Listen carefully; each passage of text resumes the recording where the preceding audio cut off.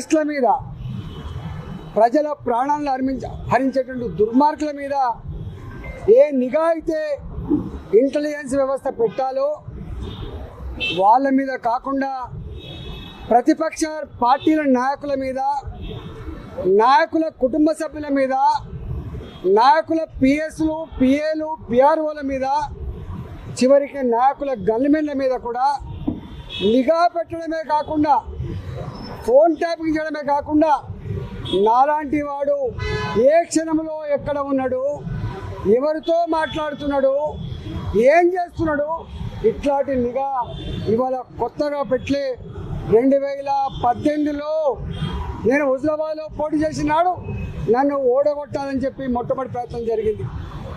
నేను ఆనాడు ఇంకా గవర్నమెంట్లో ఉన్నా.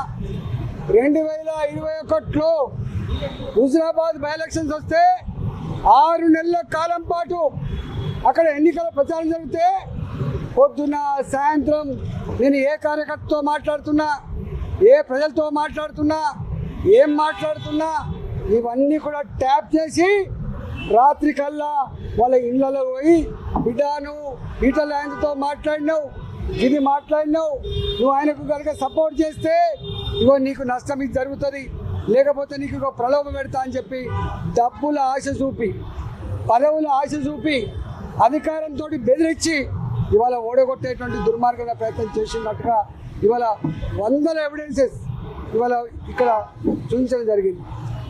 మా నాయకుల మధ్య జరిగిన సంభాషణను కూడా ఇవాళ కాల్ లెటర్లో వాళ్ళు చూపించడం జరిగింది. 2023లో గజ్వేల్లో పోటీ చేసినప్పుడు కానీ, మళ్ళీ హుజరాబాద్లో పోటీ చేసినప్పుడు కానీ ఇదే దుర్మార్గమైనటువంటి పద్ధతి కొనసాగింది. మేము మునుగోడులో బై ఎలక్షన్స్ వచ్చినాడు ప్రతి క్షణం మేము ఎక్కడ పడుకున్నాం, ఎక్కడ తింటున్నాం, ఎవరితో మాట్లాడుతున్నాం, ఏం చెప్తున్నాం, ఇవన్నీ కూడా అంటే కేవలం దమ్ము లేనివాడు, ధైర్యం లేనివాడు, డైరెక్ట్గా యుద్ధం చేసేటువంటి సత్తా లేనివాడు ఇట్లాంటి దుర్మార్గాలు కొనగడతాడు. ఇవన్నీ నేను డిమాండ్ చేస్తున్నా ఈ ప్రభుత్వానికి. ఇప్పటికే సంవత్సరాలు గడిచిపోయింది. మీరు అనేక కమిషన్లు వేసిండ్రు. ఇవాళ విద్యుత్ కొనుగోళ్ల మీద కమిషన్ వేసిండ్రు, ఏమైందో తెలియదు.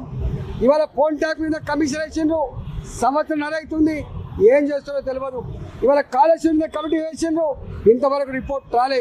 నాకు అనిపిస్తోంది ప్రభుత్వానికి నిజాయితీ ఉందా లేదా. ఇవాళ బీఆర్ఎస్ బీజేపీ ఒకటని చెప్పి మాట్లాడేటువంటి రేవంత్ రెడ్డి గారు సమాధానం చెప్పవలసింది. ఇవాళ మీరు కనుక బీఆర్ఎస్ కాంగ్రెస్ పార్టీ కనుక లోపాయికారి ఒప్పందం లేకపోతే, లాలుచి పడకపోతే ఎందుకు తూతూ మంత్రంగా, ఎందుకు నత్త నడకన